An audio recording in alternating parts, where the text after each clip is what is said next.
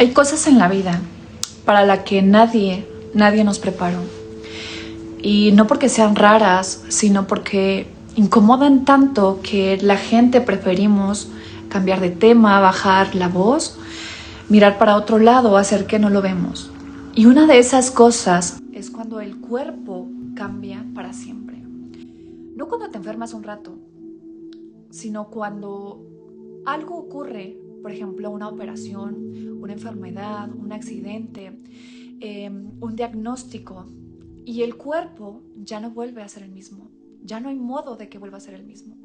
Y entonces te das cuenta de que algo que nadie te preparó. El mundo sigue girando, hay trabajo, pero tú ya no sabes cómo vivir por dentro de ese cuerpo. Y lo más duro no es eso. Lo más duro es que en algún punto tú ya no te conoces, dejas de reconocerte. Y la mayoría de la gente cuando piensa, por ejemplo, en una cirugía fuerte, en una condición permanente, piensa en lo físico, en la cicatriz, en el tratamiento, en la recuperación, y si me duele. Pero quienes lo viven realmente de verdad, saben que hay otro nivel de dolor que pocas personas mencionan, y es que nadie les explica en el hospital que ese dolor, al momento ya de mirarse al espejo y sentir que la otra persona te devuelve la mirada, ya no es la misma. Porque cuando el cuerpo cambia de forma permanente, no solamente cambia cómo funcionas, cambia tu historia sobre qué tienes de ti mismo, ya no te ves igual. Y es que esto es mucho más profundo de lo que parece y pocos hablan, porque todos cargamos una imagen interna de quiénes somos, de cómo somos. Esa historia que nos contamos todos los días, es que soy una persona fuerte, soy una persona decidida, soy alta, soy baja, yo puedo caminar, soy fuerte, ¿no? Y esa persona a lo mejor es segura de su cuerpo, pero esa historia no solamente es vanidad, es la base que tú viviste desde pequeñito, con la que te relacionas con el mundo. Y cuando algo cambia de la noche a la mañana, de manera permanente, todo se mueve. Y cuando esa base se mueve, todo lo que estaba encima empieza pues a sacudirse, empieza a tambalearse, empieza a quedarse. Y ahí es donde empieza algo que poca gente puede llamar por el nombre, el duelo. Sí, duelo. Aunque no haya muerto una persona, algo sí se perdió. Se perdió una versión de ti que pensabas que ibas a hacer toda la vida hasta que envejecieras. Y esa pérdida también merece ser reconocida. Merece tener ese duelo. Y es que, ¿sabes algo? Nuestra cultura no sabe cómo hacer ese tipo de duelo. Cuando alguien pierde una persona, hay rituales, hay tanatología, hay palabras, hay espacios para llorar.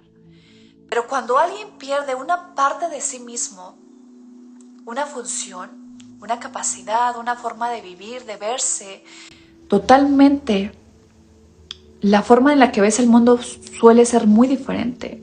Y te dicen, menos mal que estás vivo, hubiera sido otra cosa, tienes que ser fuerte, tienes que salir adelante, hay gente peor. Y todo eso, claro que es cierto, ¿no? Pero al mismo tiempo puede ser lo peor que le dices a alguien que está tratando de procesar algo que cambió para siempre en su vida, porque ni siquiera lo entendemos. ¿Por qué decirle a alguien que minimice su dolor?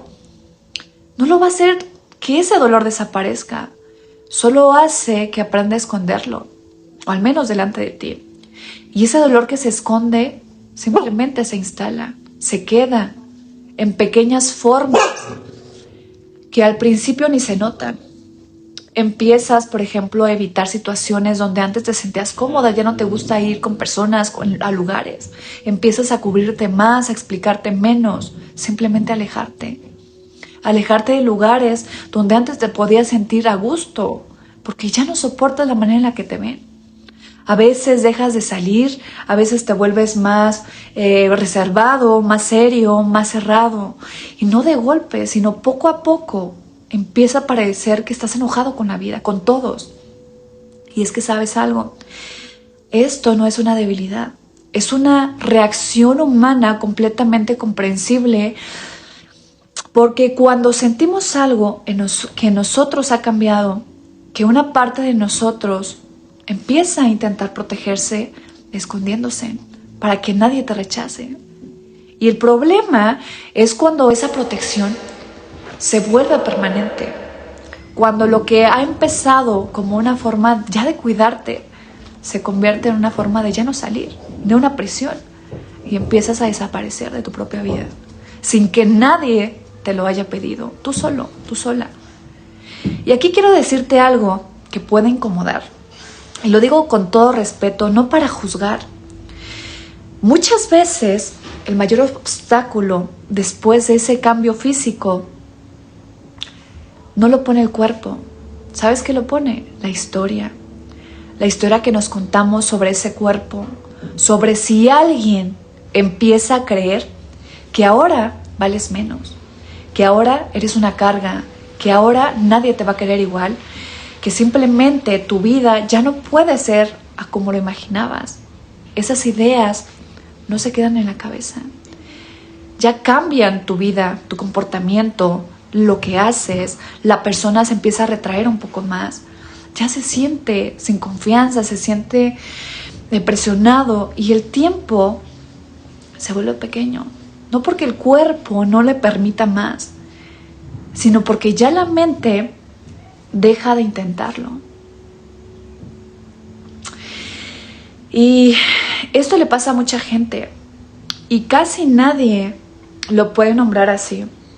Y hay algo más que tampoco se dice, y es que después de un cambio tan fuerte, ya muchas personas sienten vergüenza de su cuerpo, y no siempre lo dicen así, pero lo sienten cuando evitan que alguien más los vea, cuando se comportan con una manera diferente a lo que eras antes, cuando creen que ahora su cuerpo es simplemente un problema para los demás, cuando ya dejan de sentirse merecedores, queridos, que ya nadie te va a desear, que ya nadie te va a cuidar, que ya ni siquiera ocupas un espacio. Y ¿sabes algo? Esa vergüenza tiene un origen muy, muy específico. Y es que crecimos en una cultura que nos enseñó que el cuerpo tiene un valor cuando está completo, cuando funciona, cuando está perfectamente estable, ¿no? Y es que, ¿sabes algo? Un cuerpo valioso, según esa lógica, es un cuerpo sin fallas visibles, sin defectos. Y cuando algo rompe esa idea, muchas personas sienten que también se rompió su valor. Y ese es un error. Es un error que sé que duele, y duele de verdad. Pero no va a desaparecer con alguien que te diga, no te sientas así. Porque la realidad es esta.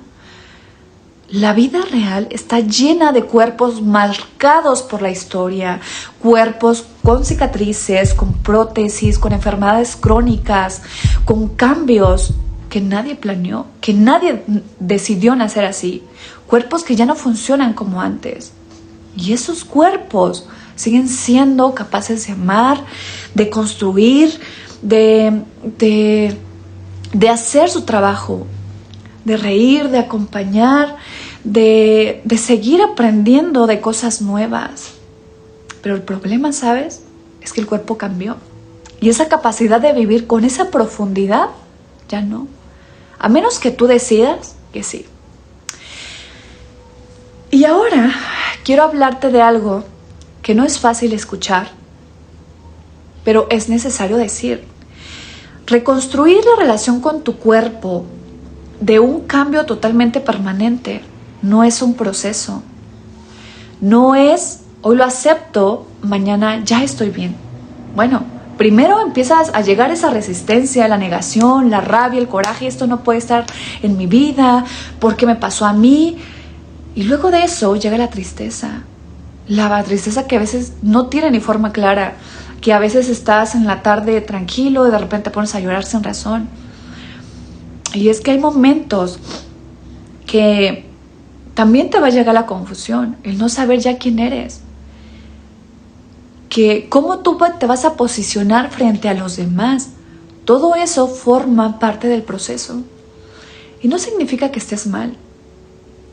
Significa que estás atravesando algo real. Y en algún punto para mucha gente llega algo distinto. Y no es la ausencia del dolor, sino la forma más honesta de poder vivir ya con el cuerpo que tienes hoy. No con el cuerpo que imaginaba, no con el cuerpo de antes. El que existe ahora. Y ese momento no se puede forzar. Pero lo que sí se puede es preparar el terreno para que llegue. Y una parte de preparar este terreno es cambiar la pregunta de cómo durante mucho tiempo la mente se queda atrapada en el por qué a mí, por qué, qué tengo que estar pagando, por qué ahora, por qué a mí. Y esas preguntas son humanas y son válidas, pero no tiene una respuesta. No tiene una respuesta que pueda resolverte esto. Porque mientras la mente siga buscando esas respuestas, el presente se va a detener. Y la pregunta va a empezar no es ¿por qué me pasó esto? Es simplemente ahora, es que esto es parte de mi historia. ¿Quién quiero ser? ¿Quién quieres ser ahora? La pregunta no solamente va a borrar lo que pasó, pero sí va a mover el foco ahora hacia adelante. Lo que todavía está en tus manos. Porque tu cuerpo es esa parte de tu vida. Esa parte importante, esa parte concreta, pero no es tu vida entera. También eres tus decisiones, la forma en la que tratas a las personas que te importan, lo que haces con lo que aprendes. Y sabes algo, tu capacidad también de adaptarte, de equivocarte, de continuar, de volver a intentarlo una y otra vez. Y también de estar presente en la vida de los demás, porque también a los demás les duele verte así. Y quiero darte un ejemplo que no es hipotético, ¿no? Porque lo veo repetirse, ¿no? Hay personas que tienen cuerpos que el mundo llamaría perfectos, sin cicatrices, sin enfermedades, sin cambios. Y aún así viven, escucha bien esto, y aún así viven atrapadas en la inseguridad, comparándose, sintiéndose insuficientes, sintiéndose con miedo de no gustarles, de buscar agradarles a los demás. Y poco a poco se van perdiendo. Y hay personas cuyo cuerpo pasó algo muy difícil. Por ejemplo, una mastectomía, una colonoscopía, que es la pérdida de movilidad. Y una enfermedad que totalmente cambia su funcionamiento para siempre, como estaban acostumbrados. Que han desarrollado una manera de estar en la vida que la mayoría de la gente no tiene. Y es que es una claridad sobre lo que realmente importa, una presencia real, una capacidad de acompañar a otros. Desde un lugar que solo les alcanza cuando has tenido ya que mirar tu propia vulnerabilidad de frente. Y eso no significa que el dolor era necesario, significa que todo pasa por algo. En el sentido de que merezcas lo que te sirvió. Significa que dentro de lo que no elegiste, sigue existiendo esa posibilidad de elegir qué vas a construir con eso. Y esa elección no solamente se hace una vez, se hace todos los días. Algunos días con más fuerza, otros con menos ganas. Y habrá días donde te sientas fuerte, habrá días donde te sientas cansado, te sientas irritado. Todo eso vas a sentir. Y vas a haber días en que te vas a volver a comparar con la persona que era antes. Y eso no es retroceder, simplemente es ser un ser humano. Lo importante es que cada vez que eso pasa, recuerdes que un cambio en el cuerpo no decide el valor de tu vida. La pregunta que quiero dejarte no es para que la respondas ahorita. Es para que te la lleves contigo, la pienses y seas sincero en algún momento tranquilo, cuando no haya nadie. Y dejas de compararte con la persona que eras antes, si dejas de medirte con esa versión que ya no va a volver, ¿qué tipo de persona quieres ser ahora?